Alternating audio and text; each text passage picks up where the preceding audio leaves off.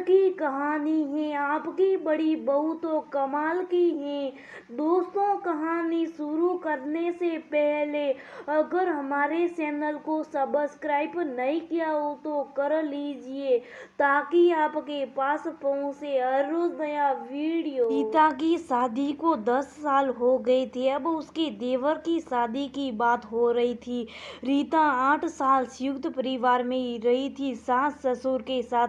2 साल पहले पति का तबादला बाहर हो गया था। इस बार छुट्टियों में जब वो घर आई तब पता चला कि देवर की शादी ससुर जी के एक करीबी की लड़की से लगभग तय हो चुकी है। रीता के पति घर में सबसे बड़े थे पर उनको इसकी जानकारी नहीं गई थी। इस बात को लेकर वो थोड़ा नाराज थे। ससुर जी ने उनकी लड़कों की फोटो दिखाकर राय जाननी चाहिए तो उन्होंने अनमने से सहमति व्यक्त कर दी। रीता से किसी ने पूछा नहीं, इसलिए राय देने का कोई सवाल ही नहीं था।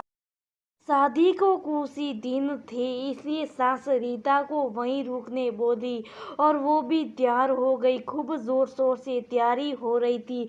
छोटी बहू की शादी की सभी बहुत उत्साहित थे, रीता भी।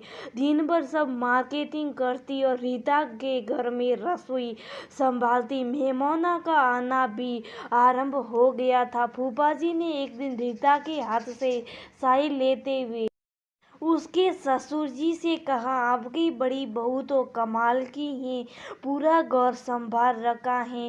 रीता इस टिप्पणी पर खुश हो रही थी कि ससुर जी ने कहा, छोटी भी कोई कम नहीं है, इससे भी ज्यादा कर्मठ है, अभी पूरा मायका संभाल रखा है।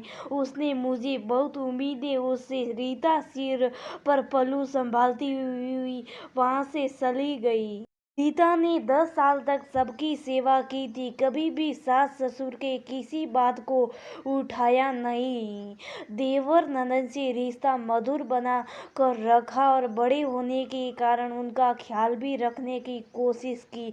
जब से वो घर में आई, सास ने तो सारे रसोई का भार उस पर डाल खुद विश्राम किया और उसने भी हर जिम्मेदारी को निभाने की पूरी कोशिश की।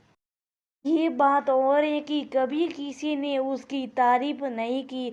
अगर कोई बाहर वाला तारीफ करता भी तो उन्हें उसके ऐब गिना दिए जाते। रीना इन सबकी आदि को सुख थी, पर अब तो नया अध्याय शुरू हो रहा था। उसकी देवरानी आने वाली थी।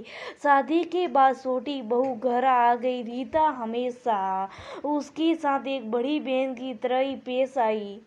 उसे घर के लोगों की अच्छी बातें बताई, ये भी समझाया कि वो धीरे धीरे सभी को समझने लगी, तब उसे कोई परेशानी नहीं होगी। उसने एक बदलाव देखा, ससुराल में उसे साड़ी छोड़कर कुछ और पहनने की इजाज़त नहीं थी, वो भी सिर पल्लू से ढककर। पर छोटी बहू तुरंत सलवार कुर्ते में आ गई।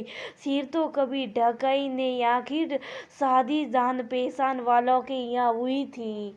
नई बहू पर किसी चीज की कोई पाबंदी नहीं लगाई गई। एक दिन छोटी बहू ने ससुर जी को समय पर चाय नहीं दी। सास नाराज हो गई और उसे बुलाकर कुछ समझाया। रीता उसी समय किसी काम से बाहर चली गई। जब लौटकर आई तब सास ने उसे बुलाया और पूछा, क्या उल्टा सीधा समझाती रहती हो छोटी बहू को? रीता ने हैरानी से पूछा, मैंने क्या सिखाया है कि इनकी हर बात मानने की जरूरत नहीं है? रीता बोली, ये किसने कहा आपसे? मैं क्यों बोलूंगी ऐसा? सास ने कहा, मैं नहीं जानती, पर उसे बिगाड़ने की कोशिश मत करना। रीता कुछ नहीं समझ पाई और वहां से चली गई, पर ये बात उसे बहुत बुरी लगी। अब वो छोटी बहू से थोड़ी दूरी रहती थी, फिर भी आए दिन कभी देवर के मुंह से तो कभी सास के ये बात सुनने में आ जाती। कि रीता सोटी को घर के लोगों के खिलाफ भड़का रही है। एक दिन बड़ी मौसी जो शादी में नहीं आई पाई थी वो घर आई, बहू को देखा और मुंह दिखाई दी। सास ने पूछा, क्यों दीदी कैसी लग गई बहू? मौसी जी ने कहा, ठीक है। ससुर जी जो वहीं बैठे थे तपाक से बोला, तो रीता कौन सी हूर की परी है? वो भी तो ठीक ही है। उन्होंने ऐसा इसलिए बोला होगा ताकि रीता अपने आप को नई बहू की तुलना में ज्यादा खूबसूरत ना समझे, या फिर मौसी जी को निशा दिखाने के लिए उन्होंने रीता की शादी इस घर में करवाई थी। बात जो भी हो, रीता जो वहीं बैठी थी उसे ससुर जी की कही हुई बात अजीब लगी, क्योंकि वो तो उसकी पिता समान थे। उसी वक्त नंदन ने भी रीता के शांत स्वभाव पर व्यक्त कर कहा, मौसी छोटी भाभी खूब हंसती बोलती हैं, बड़ी वाली की तरफ सूप नहीं है। पिता ने आंखों में सलक आए आंसुओं को छिपाने के लिए वहां से उठकर शाही बनाने चली गई। कुछ इसी तरह की तुलना खाने बनाने को लेकर भी होने लगी। सभी खुलेआम कहते कि नई बहू ने खाना बनाने की ट्रेनिंग ले रखी है, इसलिए बेहतरीन खाना बताती हैं। रीता को भी उसका बनाया खाना पसंद आता था, पर वह भी कोई खराब नहीं बनाती थी।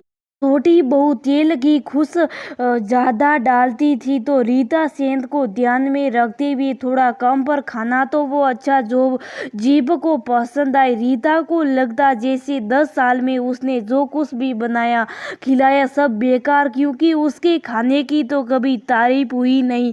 फिर ये हर बात में तुलना रीता को अच्छी नहीं लग रही थी, और नई बहू के आने का उत्साह तो उसके से जाने लगा था। उसने तो सोचा था कि 10 साल सब कुछ अकेले संभालने के बाद उसे एक साथी मिल रहा है, पर यहाँ तो दृश्य कुछ और ही था। शादी के बाद बस सभी छोटी बहू के गुणगान में लगे रहते। रीता अब उपेक्षित महसूस करने लगी थी। उसने पति से कहा कि अब नई बहू घर में एडजस्ट कर गई है, इसलिए वो वापस अपने गोरा आना चाहती है। पति ने 4 दिन बाद का टिकट करवा दिया और वो लौट गई।